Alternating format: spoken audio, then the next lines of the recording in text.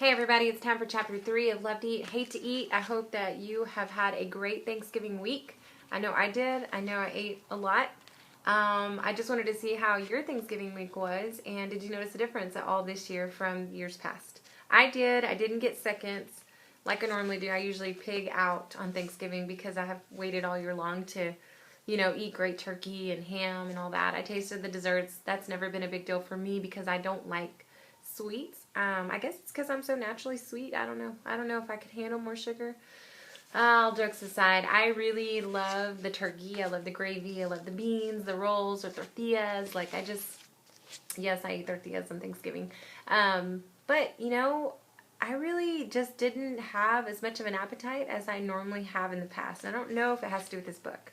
I just didn't have the craving for food as much as I usually do. So I did want turkey today, but it wasn't a crave. It was just like, oh man, we don't have any leftovers. That would have been easy for me to eat turkey, and turkey's good for me. So, yeah, all in all, it's been a pretty good experience, and I think I was able to focus more on being thankful for my family, for God, and that I don't need food like I used to need food. So it's pretty cool.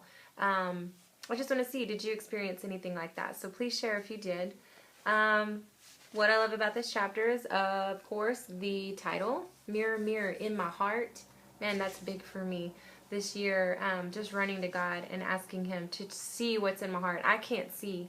And living our lives only based on what we see right in front of us, that's where we're making the mistakes in life. That's why we're running to things that we can see and eat and drink right in front of us, because we are trying to make sense of things, and we're trying to just fix it. We're trying to be in control.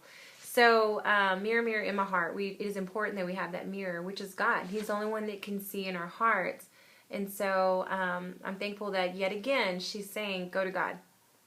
It's the only way you're going to be able to understand what's there, what needs to change, and it's a great way to take responsibility and leave it in His hands. We see what happens when we try to fix it ourselves. We wouldn't have a problem if we weren't in control. So that's just the biggest thing I took away from this. And she has, different things in the book that I kind of was like, oh, I don't know. It kind of struggled with some parts. Where Jean, she's a thin woman who didn't have any significant problems. This is on page 38 and 39. And she said, she still struggles in her life. Didn't seem to be any better because she's not overweight. For me, I can see why other women are surprised. When I was overweight, I had a lot of problems that I don't have now. So that was kind of the part. I do still struggle in big ways, but I don't have to deal with those things anymore. So I do feel lighter spiritually because I'm lighter physically. And so, that part was kind of like, well, I know that I needed to be content, and I was discontent, but not just because of the way that I looked, but it was the way that I felt. And I was tired, and I didn't want to play with my kids, and I just lacked so much discipline. And so that was kind of one where I was like, well, I don't know. And also, a struggle for me was on page 42, actually 43.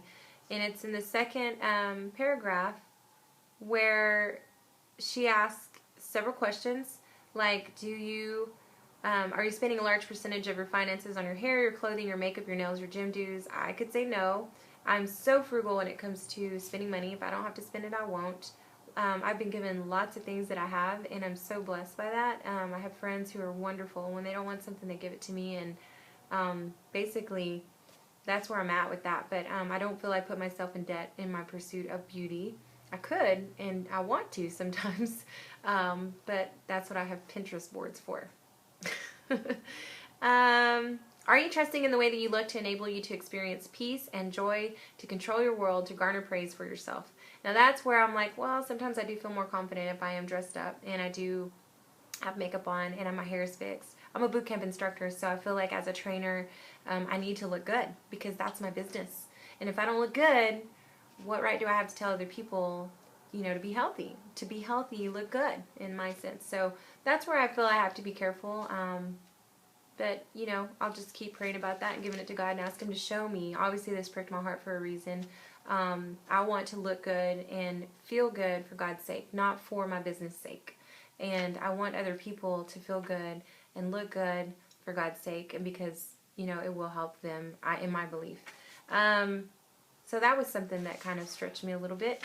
And the rest of the stuff I put in my blog on the comments, so I want you to share what you learned, and I want you to just be all out honest and tell me, was there anything you disagreed with that you loved, that you didn't love?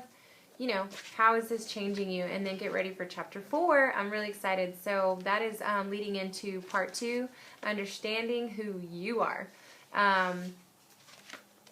That song by Plum that I absolutely love, Lord, I'm Ready Now, that is my favorite part of when she says, I feel so exposed, and it's beautiful because this is who I am. When we allow God to get rid of what's holding us back from Him, it's like He's uncovering, you know, the real diamond that's underneath. And so you are a diamond, and I praise God for you and thank God for you, and I'm thankful for this book study, and I hope you are too. Be blessed and have a great weekend, and please comment, okay? Peace.